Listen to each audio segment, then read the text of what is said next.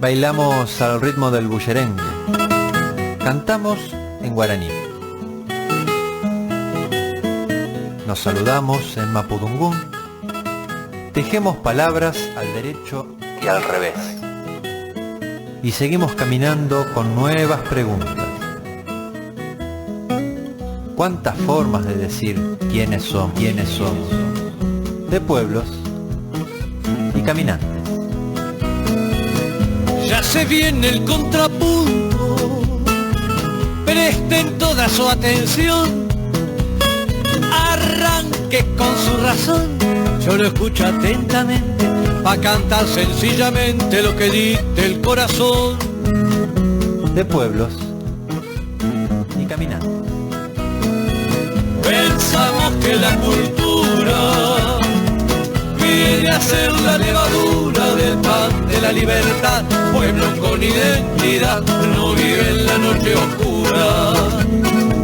Me importa más de dónde vengo que el saber para dónde voy. Hace pocos días atrás, aquí en la ciudad de La Plata, se realizó una jornada que tuvo por título Sanar desde el territorio, en la cual hubo un encuentro entre médicos desde el modelo hegemónico, dominante, con compañeras y compañeros desde el pueblo mapuche.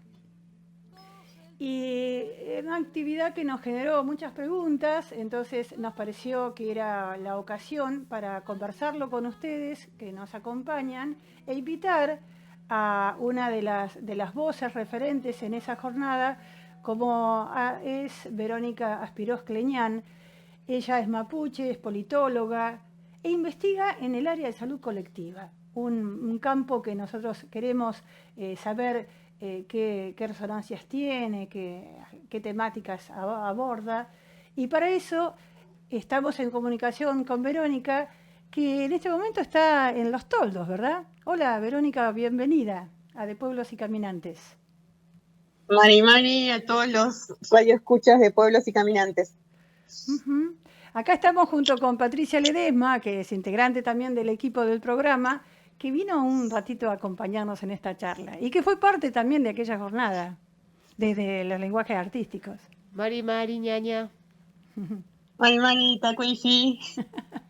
Bueno, acá estamos enlazando Los Toldos con La Plata, otra vez.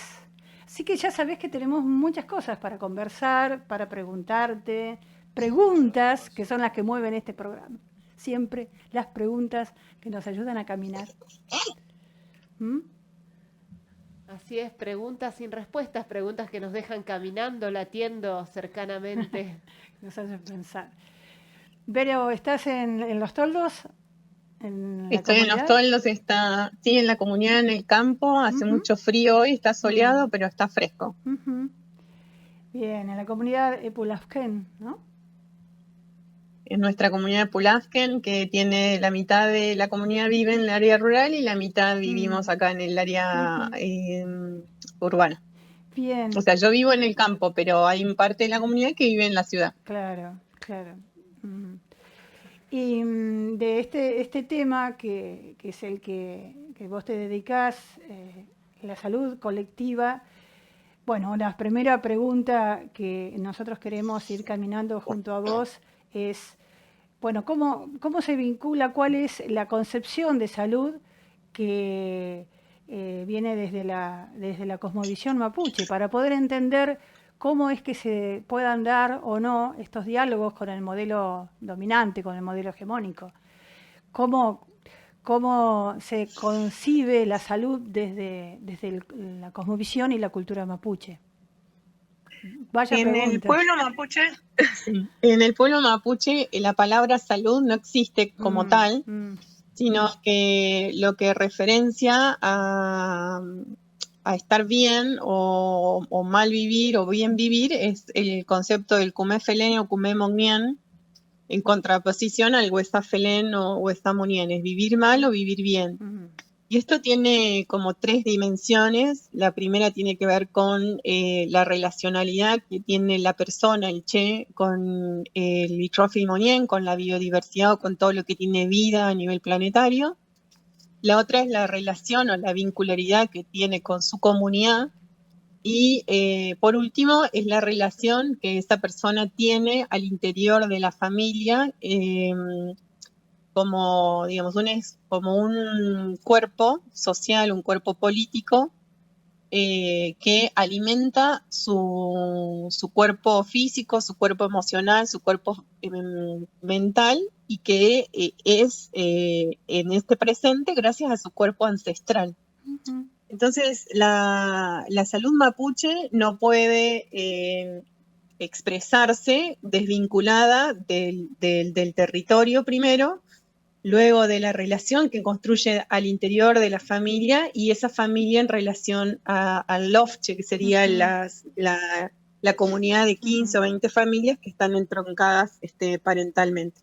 Así es como antiguamente, digamos, la gente nuestra concebía el proceso salud-enfermedad y después atención. Ahora, eso fue quebrado, obviamente, por el proceso de despojo territorial. Entonces sí aparece el concepto de salud, digamos, que es ajeno a la cultura mapuche, y aparecen las enfermedades que no son producidas dentro de la propia matriz cultural. Entonces ahí hay un problema no solamente a nivel de modo de reproducción de vida, sino, digamos, en el entendimiento de por qué me enfermé, por qué estoy padeciendo esto, porque antiguamente la gente podía entender de qué se enfermaba o de por qué moría o por qué hacía un padecimiento X, y todo se explicaba dentro de la propia matriz cultural. Ahora, luego de la invasión, hay enfermedades que son traídas por el Winca, y que a veces ni siquiera la enfermedad es traída como tal, por ejemplo, la viruela, el sarampión, el COVID, sino que es el modo de vida el que enferma, el modo de vida capitalista, el tiempo acelerado, el entregar el cuerpo para la explotación, ¿no? Como esta cuestión, bueno, si no tengo territorio tengo que salir a buscar trabajo y ofrecer esa fuerza de trabajo, digamos, en el mundo laboral que es explotador. Y entonces eso me enferma, porque me está sacando de mi territorio, porque me saca de mi tempo, ¿no? Me saca también, me expone, digamos, a una sumisión en una matriz cultural que además desprestigia y discrimina a quienes vinimos de otras procedencias que no son europeas. Uh-huh. Entonces hay múltiples factores que se conjugan ahora en este presente que tenemos como pueblo mapuche para decir si vivimos mal o vivimos bien, si estamos sanos o estamos enfermos. Uh-huh. En lo que nos vas contando, explicando, lo percibo como una espiral, como un permanente movimiento, donde no existiría esta disociación que es tan propio del tiempo capitalista, de la producción capitalista, ¿no? Como una espiral, ¿no? Un movimiento constante donde está todo integrado, relacionado, interconectado. Claro, porque si no como lo que produce mi tierra, como lo que producen otros, no sé la calidad de lo que me estoy alimentando, porque no sé, o a veces sí sabemos que tiene ese alimento, pero antes, digamos, me nutría de mi propia producción o de la de mi comunidad sin tener, digamos, esta exposición a la contaminación o a la agroquímica. Sin embargo, ahora, por más que quiera comer bien, hay múltiples alimentos que, digamos, a los que uno accede que ya vienen enfermos, por decirlo de un modo. Entonces, no es solamente, digamos, si me pesqué un resfrío o me caí o me quebré el brazo, sino que es un sistema de vida. Entonces, el Kume Felen o el Huesan Felen o Monguien tiene que ver como cómo pensamos la vida en el territorio. Y si fuimos desplazados, en el caso de Patricia, ¿no? Que vive en un desplazamiento territorial del sur a La Plata, también hay que producir, digamos, múltiples adaptabilidades de un cuerpo que nació en el sur y que se fue a un espacio donde es húmedo, templado, urbano. Entonces, esa adaptación generalmente no son adaptaciones inocuas, son adaptaciones que reducen nuestra capacidad, digamos, de expandirnos, de desarrollarnos, de construir relaciones sanas, ¿no? Como nosotros decíamos, bueno, como cualquier mapuche, digamos, a la mañana hace su lieripún, hace su oración, hace su agradecimiento, intenciona lo que quiere hacer en su vida, y si cualquiera de nosotros quiere, yo la otra vez lo decía en la charla, quiere agarrar su cultrún para hacer su ceremonia a la mañana y vive en un edificio de 20 departamentos, 50 departamentos y tiene que empezar a las 5 de la mañana a hacer la ceremonia, evidentemente los vecinos se van a poner molestos porque está haciendo su ceremonia, digamos, con su instrumento. Entonces es muy reducida la vida mapuche en la urbanidad. Y cuando alguien no está enraizado, no tiene territorio donde desarrollar su vida, bueno, va a padecer todos los padecimientos que tiene una sociedad, digamos, superpoblada, superconcentrada, fordiana en su producción, en su vincularidad también, ¿no? Sí, estamos hablando ya, no podemos dejar de hablar de identidades, ¿no? Y de procesos de construcción permanente de las identidades y los conflictos que esto supone, ¿no? En esa construcción para las personas que han migrado y que sienten esta pérdida de territorio, por un lado, el territorio ancestral, pero también no pueden fácilmente encontrarse en los medios urbanos y que no sé si en algún momento esto se resuelve. También lo vamos transitando, el regreso al territorio es constante, o sea, hay territorio y hay territorialidad, y la territorialidad tiene que ver con eso, con el reconocimiento de todo lo que tiene todo lo que el territorio tiene para sanarme, para estar bien, para vivir bien. Hay cosas que tiene, digamos, la ciudad que también me hacen vivir bien, entonces ahí vamos haciendo pequeñas negociaciones en los espacios urbanos para poder cada día ser más mapuche.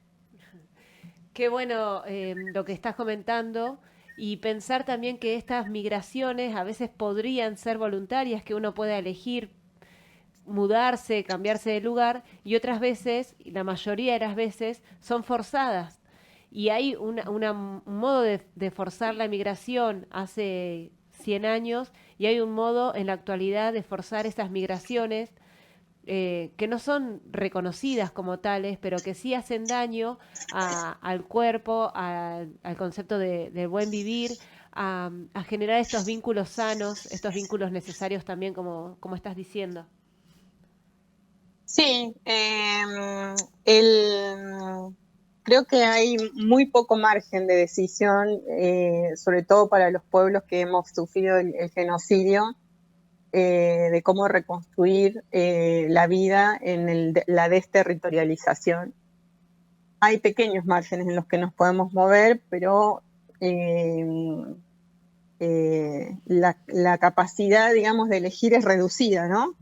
Pero bueno, ahí en ese poco espacio del reduccionamiento seguimos siendo. Y yendo un poquito a lo particular para volver al pueblo mismo, ¿no? Como concepto colectivo. En tu caso particular, Vero, estamos conversando con Verónica Spiros Cleñán, que tenés una formación como politóloga universitaria y una especialización en la cual vos estás investigando. ¿Cómo se concilia la formación en la cultura mapuche con esta formación que es académica, ¿no? Así, con una mano en el corazón. Bueno, sí, no, es una transición traumática, porque todos los planes de estudio en la mayoría de las universidades argentinas es eurocéntrica, claro. Tiene muy poca valoración del conocimiento tradicional mapuche. Entonces, creo que nosotros recién después del 2000, 2001, cuando Argentina empieza como a revisarse después de la crisis del 2001, empezamos a pensar que había que mirar para adentro, y en el mirar para adentro había un camino, estábamos haciendo un camino de los que habíamos tenido la posibilidad de entrar en los espacios universitarios, de revisar qué es lo que podíamos traer de novedad, que no era tan nuevo, sino era antiguo, digamos, al debate de qué país queríamos o qué país que soñábamos en esa crisis. Y bueno, ahí apareció un grupo, creo que de articulación de algunos profesionales mapuche y de otros pueblos originarios con espacios universitarios que estaban un poco más descolonizados, por decirlo de un modo, y se fueron forjando ahí algunas conversaciones, algunas alianzas, algunos grupos de estudios, de investigación. Ahora algunos están súper consolidados en el Comahue, en la Universidad de Río Negro. No quiere decir que estén totalmente descolonizados, lo que quiero decir es que son mejores condiciones de producción de conocimiento, de investigación. Y bueno, obviamente del otro lado de la cordillera en Chile hay un camino de 40 años de recorrido de articulación del conocimiento tradicional mapuche dentro de los espacios universitarios. Yo tuve y tengo la posibilidad de viajar bastante seguido para allá, así que no me he sentido sola jamás, digamos, en este recorrido.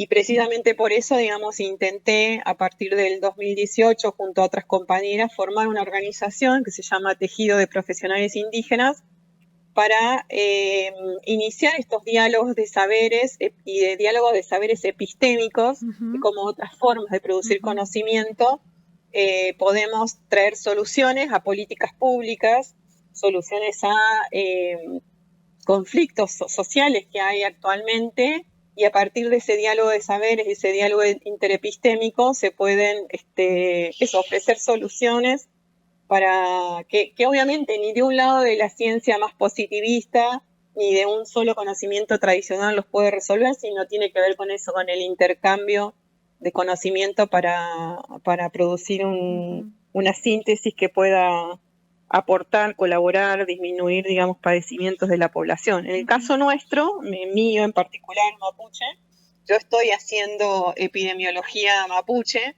la epidemiología clásica, que hace el servicio de salud pública y que hace, digamos, el modelo médico hegemónico. Obviamente no tiene en cuenta la historicidad del paciente, no toma en cuenta la espacialidad, digamos, en términos territoriales, y no solamente son urbanos, y tampoco, digamos, tiene en cuenta la noción de cuerpo y persona, digamos, de una cultura indígena. Claro. Entonces, discutir con la epidemiología clásica no se puede discutir, digamos, qué política de salud puede mejorar la salud del pueblo mapuche bajo esos parámetros.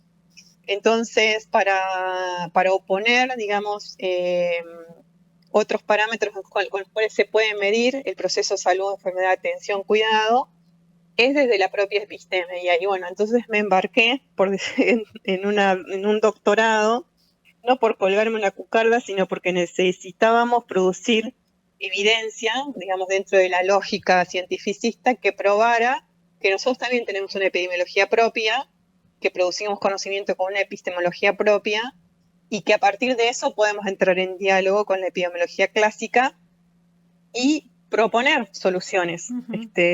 ¿Soluciones o posibilidades o estrategias para el diálogo?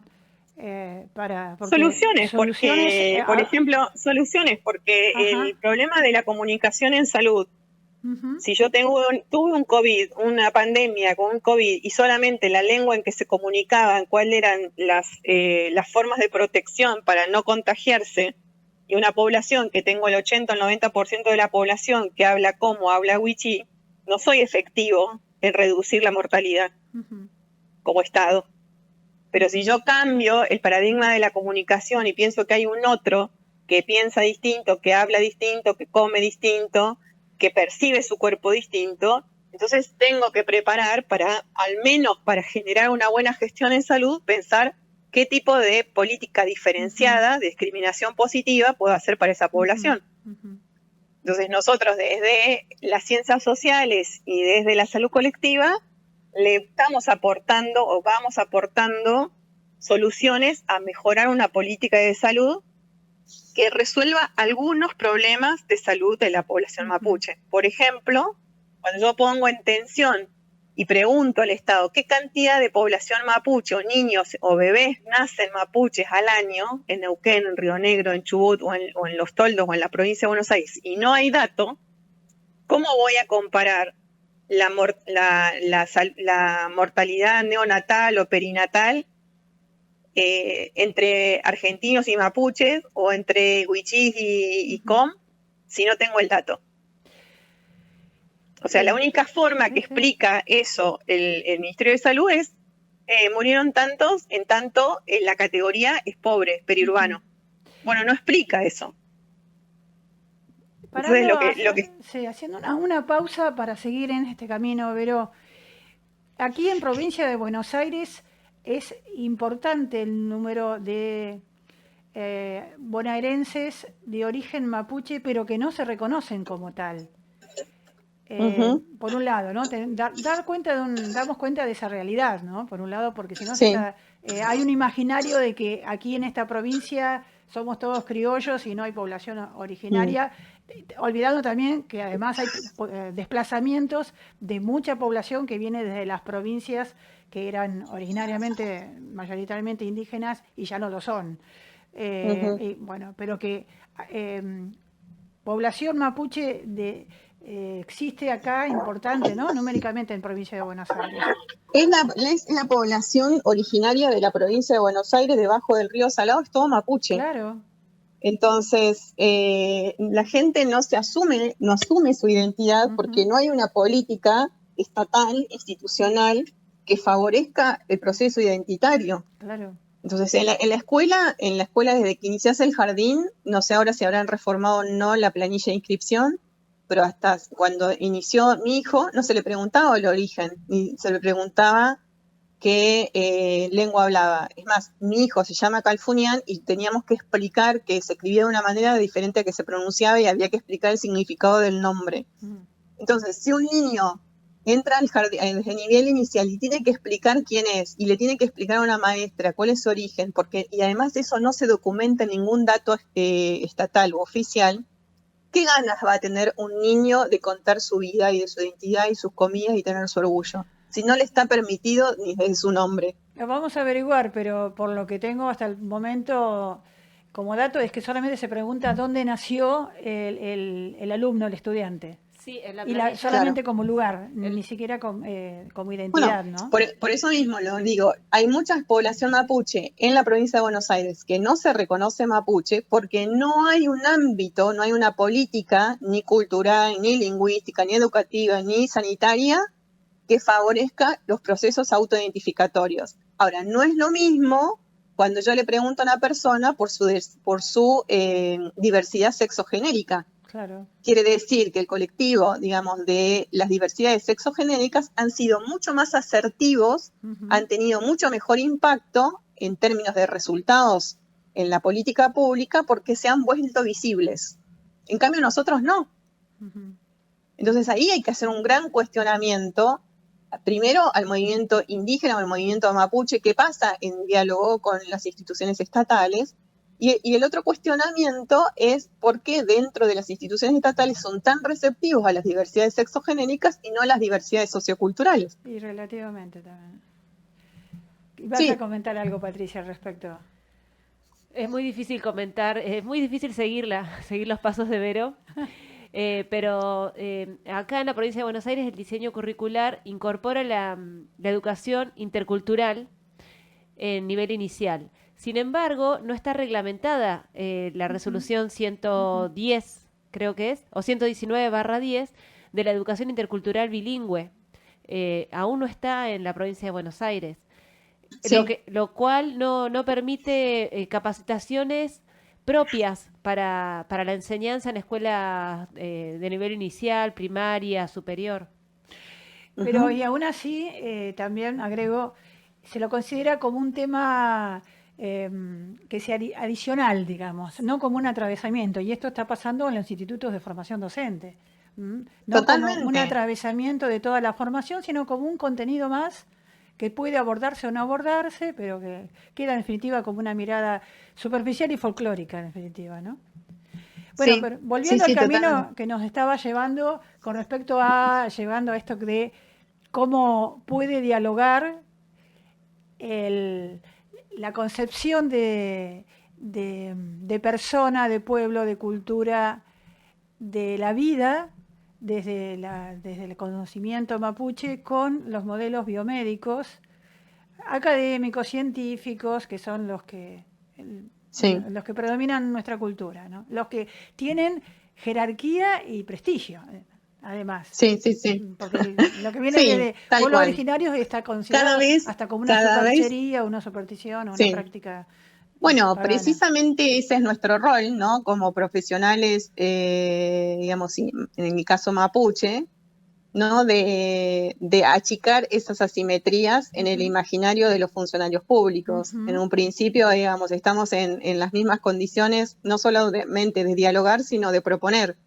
Y de hecho, muchísimas de nosotras, y digo mujeres porque también hay varones, pero, digamos, tenemos dobles o triples cucardas para ponernos, ¿no? Lo digo risueñamente, más que muchos funcionarios, porque nosotros nacimos, digamos, en ambientes donde teníamos que demostrar que no éramos vagos, no éramos alcohólicos, no éramos burros, no éramos flojos, no éramos nada. Entonces, el nivel de exigencia, de autoexigencia, para poder mostrar que estamos en las mismas condiciones que los demás, pero que nacimos con un hándicap diferente, no por cuestiones físicas o neuronales, sino por una discriminación social sobre nuestro pueblo, hemos hecho grandes esfuerzos, digamos, en igualar las oportunidades y mejorarlas. Entonces, obviamente estamos en condiciones de dialogar y de proponer, digamos, al servicio de salud pública. Parte de lo que hicimos en La Plata en esta charla se trató de eso, ¿no? Porque no se trata de que si me hago un folleto, 2 folletos traducido a la lengua indígena. Eso es multiculturalismo neoliberal. Claro, nosotros estamos diciendo... Aparte la escritura no es justamente la vía de comunicación coloquial, usual.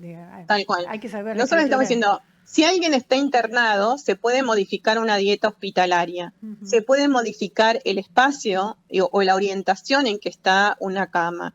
Si además va una mamá a pedir una práctica de acceso a la ILE, tiene el derecho a ser acompañada por su Nien Kutran, por el protector o la protectora, el familiar del enfermo, y ese es el modelo médico mapuche para ir a conversar, para pedir su práctica. Además, tiene el derecho... Vero, porque quizás no se llegue a entender lo que implica. Implica considerar, volviendo a lo que vos nos dijiste inicialmente, a la persona con su comunidad o con alguien que referencie a su comunidad, un acompañante. En el modelo médico mapuche, una persona que está enferma o que va a consultar a un especialista necesita ir con un acompañante, sea mujer, sea varón, del sexo que sea, porque el acompañante ayuda al entendimiento del diagnóstico, a producir el diagnóstico colectivo entre él o la especialista, él o la paciente, como lo llaman ellos, y el acompañante. O sea, el diagnóstico se produce entre 3 personas, ¿no? ¿De qué me enfermé? ¿Qué es lo que me pasa? ¿Por qué tomé esta decisión?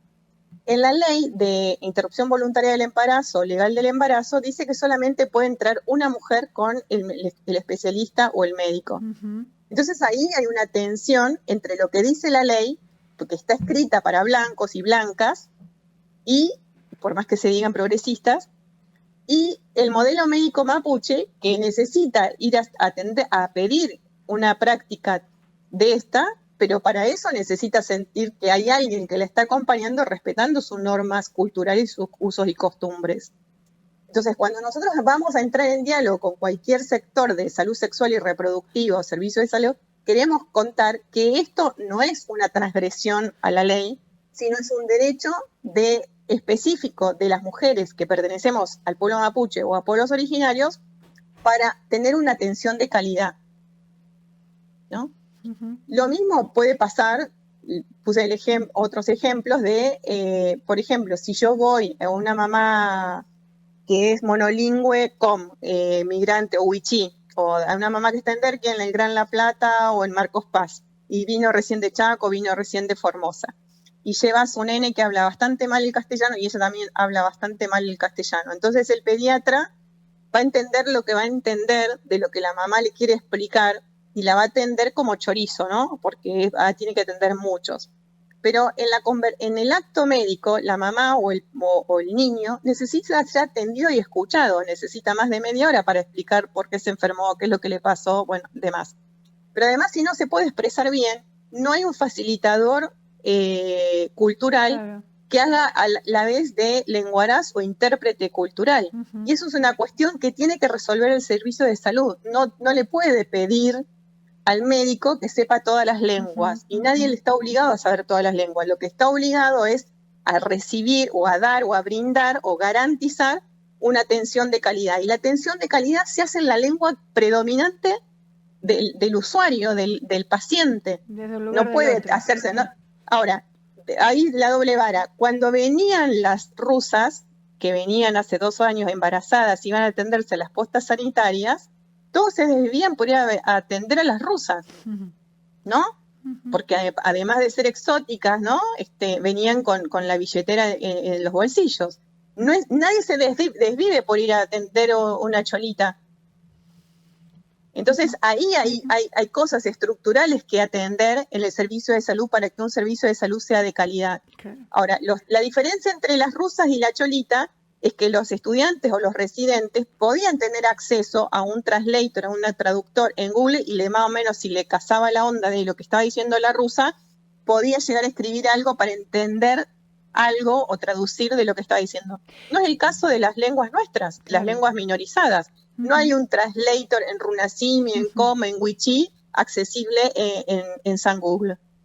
Entonces, eso lo tiene que resolver el Estado, lo tiene que resolver el Ministerio de Salud o los servicios de salud municipales. Porque hay un sector de la población que es proveniente de esos pueblos. Sí, son principios de complementariedad y de ética. Lo que estás refiriendo es una concepción humana y ética que está faltando. Pero además tiene que ver con el ejercicio de la profesión de manera seria. O sea, no le estamos pidiendo la revolución, estamos diciendo ejerza su profesión, y lo mismo hablé del tema de la placenta. Cualquiera de las mujeres mapuches, porque sobre todo es una práctica mapuche, de pedir la placenta para enterrar la placenta en el territorio donde se vive, en un territorio recuperado, y eso no puede ser entregado en una bolsa roja como residuo patológico. Tiene que haber un protocolo específico. Está la ley de los 1000 días, ¿no? Se aprobó en la gestión Fernández la ley de los 1000 días, la ley de parto humanizado. Ahora, resulta que ninguna de las dos leyes, ni ninguna de las reglamentaciones, especifica que hay derechos culturales que tienen que ser respetados en el acto de parir y nacer, ¿no? Entonces, eso lo deben hacer los protocolos específicos para la entrega de la placenta. Es una política que se debe dar el Ministerio de Salud, como salud perinatal, o los servicios de salud de los municipios, sabiendo que hay madres que hacen el parto en los hospitales y no lo hacen de manera domiciliaria, tienen el derecho a pedir su placenta. ¿No? Entonces, fuimos tirando posibles políticas, posibles acciones que tengan que ver con el respeto a las identidades culturales en salud. Con buena recepción por parte de médicos que están trabajando aquí en la Facultad de Medicina en lo que es salud comunitaria, ¿no? Como cátedra.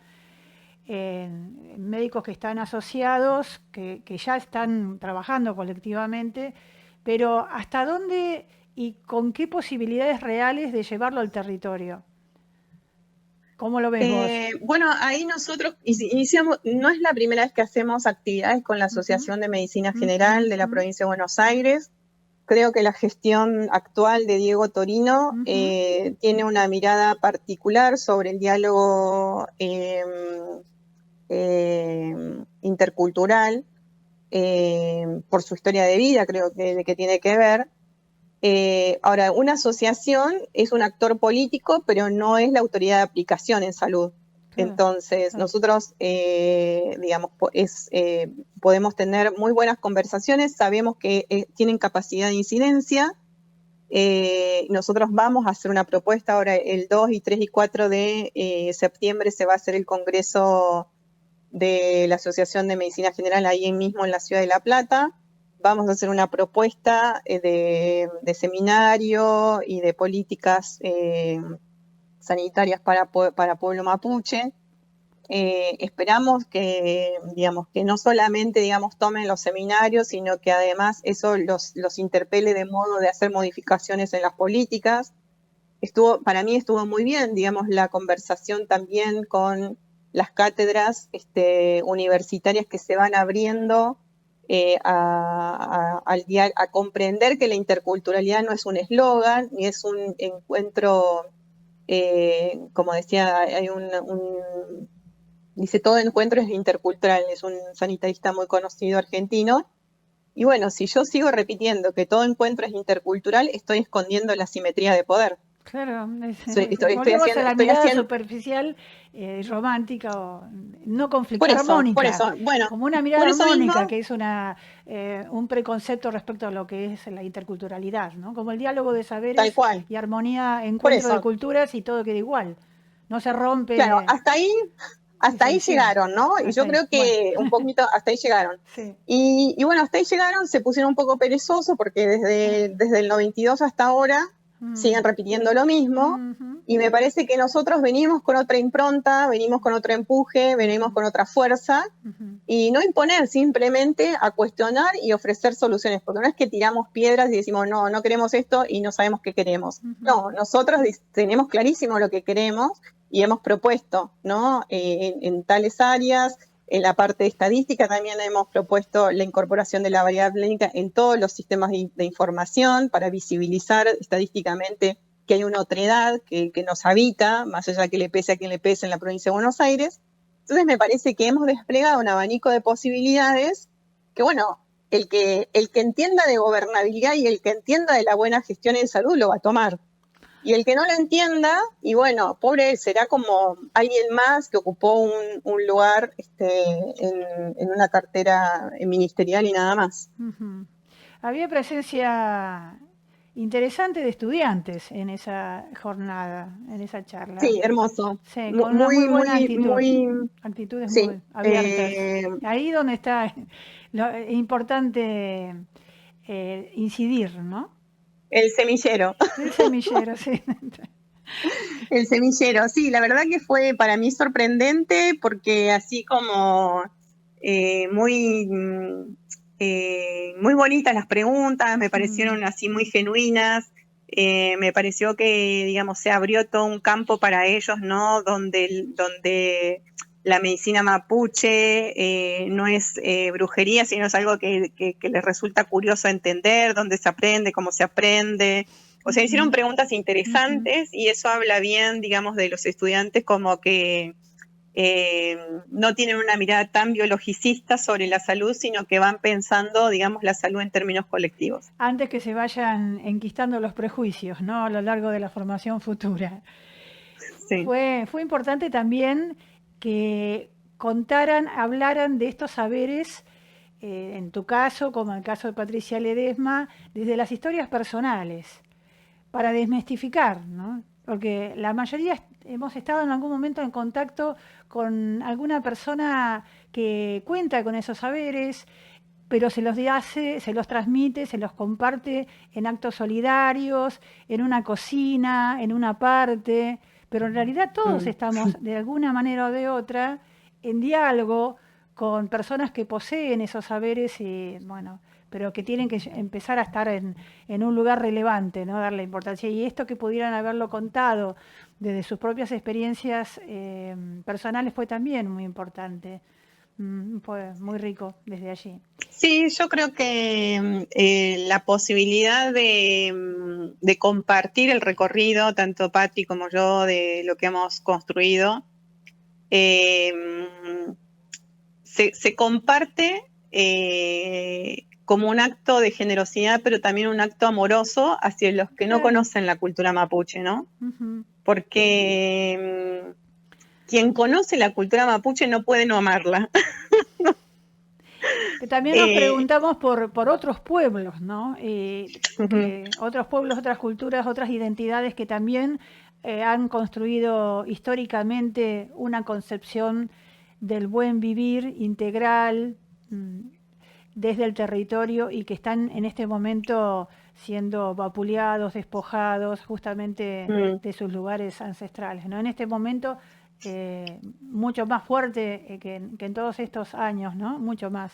Y entonces, bueno, nos preguntamos qué pasa en estas miradas acerca de la salud, de otras experiencias con otros pueblos originarios. Bueno, todos los pueblos originarios hemos construido conocimientos sobre medicinar, el nacer, el morir, el acompañar los procesos, digamos, de fortalecimiento de los cuerpos. O sea, yo he trabajado en Chaco, en Formosa, en Salta. O sea, todo el NOA es riquísimo en sus saberes. No podría hacer ningún tipo de comparación porque cada pueblo tiene su propia pero me cultura. Refería a que estas propuestas que vos has acercado a los médicos con los cuales estás en diálogo son propuestas que abren a otros protocolos, a otras recepciones de una comunidad diversa, así como Sí, nos ibas contando. Sí, también, digamos, no, y que esa diversidad también es digamos, de la migración afro, la última migración afro, y también, bueno, no sé, también hay algo que no se dice, ¿no? Pero hay una migración china también, que también tiene su medicina milenaria, obviamente con otro prestigio, con otro poder adquisitivo, pero, digamos, yo creo que esta posibilidad que abre la Asociación de Medicina General de reconocer otros modelos médicos es un paso importante, ¿no? Es decir, bueno, no hay una sola medicina, la biomedicina, hay otras medicinas, y es importante reconocer el pluralismo médico en el proceso de formación y en la práctica también profesional, porque si ellos no estuvieran, digamos, revisándose, no hubieran hecho espacio para dar estas discusiones, digamos, con la medicina mapuche. Así que, bueno, creo que es una oportunidad que tenemos como nación, como pueblo mapuche, en la provincia de Buenos Aires, con la Asociación de Medicina General. Espero que podamos armar las presentaciones ahora en septiembre, que sean contundentes, que sean claras, que sean propositivas. Y que sean continuas, que haya una propuesta de acciones continuas, que no queden aisladas como algo interesante y atractivo, sino que realmente sea una huella que vayan dejando, ¿no? Especialmente para los estudiantes en la formación. Tal cual, tal cual. Sí, bueno, de hecho yo creo que las propuestas que hicimos van en ese sentido, no en contar lo exótico que tiene la medicina mapuche, ni las formas terapéuticas de terapeutas de curación o de diagnóstico, que eso se quedaría dentro del mundo de lo folclórico, sino nosotros queremos avanzar, digamos, en los modelos de atención complementaria entre la biomedicina y la medicina mapuche. Bueno, te agradecemos mucho, Vero, que nos hayas dedicado tanto tiempo y nos hayas abierto todas estas dimensiones de lo que es la concepción de la medicina y estas posibilidades de diálogo que ojalá se profundicen con acciones concretas, ¿no? Esperamos. Sí. Ahí las vamos a caminar. Y verte más seguido por acá, por este lado de la provincia. Ojalá. Bueno, ojalá que sí, que sea con decisión de parte acá de los actores de aquí, de los médicos, de quienes hemos conocido, que ojalá puedan llevarlo a la práctica realmente y abrir huella, cosa que tampoco les debe ser muy fácil a ellos, ¿no? Ajá. Bueno, gracias a las dos por la compartida. Sí, ya Patricia tuvo que salir acá sigilosamente, tenía que ir a buscar a su niña a la escuela, así que dejó su saludo. Pero pudo pasar a saludarte, así que estamos muy contentos por eso. Así que nos vemos en cualquier momento. Bueno, un abrazo, Quiñé, Maful, Compulamien, Compuche, Peumanielé, Feiti, Próxima, Wiñón, Chipantumeu, Huichampura, Maín, Compuche. Ojalá que sí, allí estemos. Un abrazo grande para allí y para toda tu gente. Hasta pronto. Con Anzungun, Cuifique Cheyem, Incaleín, Tamun Mapú. voces que luchan y defienden la tierra de sus ancestros.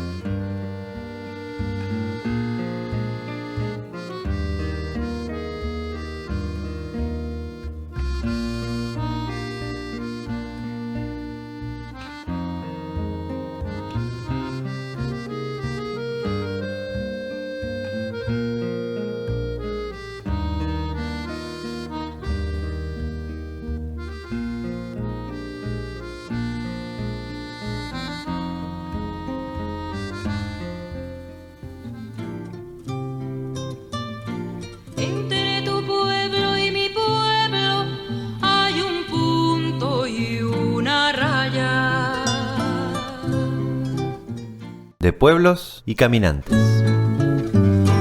Caminando por el mundo se ven ríos y montañas, se ven selvas y desiertos, pero ni puntos ni rayas.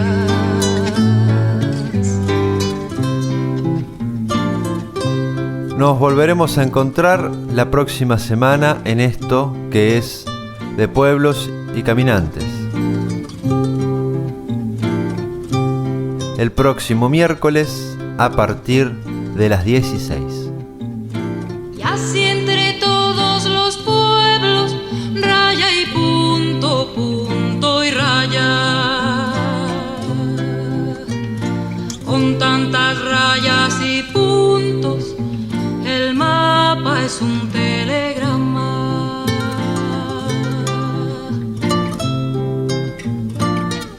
De pueblos y caminantes.